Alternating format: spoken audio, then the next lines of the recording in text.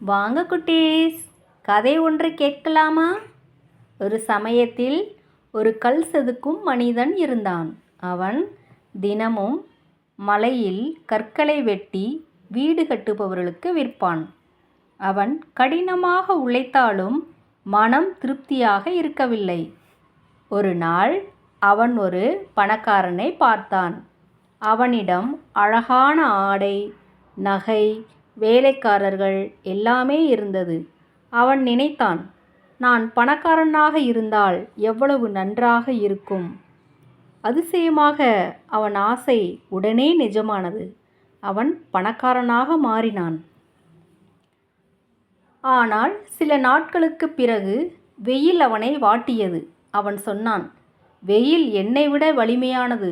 நான் சூரியனாக இருந்தால் நன்றாக இருக்கும். அவன் சூரியனாக மாறினான். அவன் உலகை எரித்தான். ஆனால் ஒரு மேகம் அவனை மறைத்தது. அவன் சொன்னான், மேகம் என்னை விட வலிமையானது. நான் மேகமாக மாறுவேன். அவன் மேகமாக மாறினான். ஆனால் காற்று அவனை ஊதி சிதறடித்தது. அவன் காற்றாக மாறினான். காற்று எல்லாவற்றையும் சிதறடித்தது. ஆனால் ஒரு பெரிய மலை மட்டும் அசையவே இல்லை.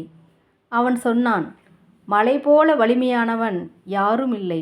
அவன் மலையாக மாறினான். ஆனால் ஒரு நாள் ஒரு சிறிய மனிதன் அவனை பிளந்து கல் எடுத்தான். அவன் பார்த்தான், அது அவனை. அந்த கல் செதுக்கும் மனிதன் அவனை. அவன் சிரித்தான், உணர்ந்தான்,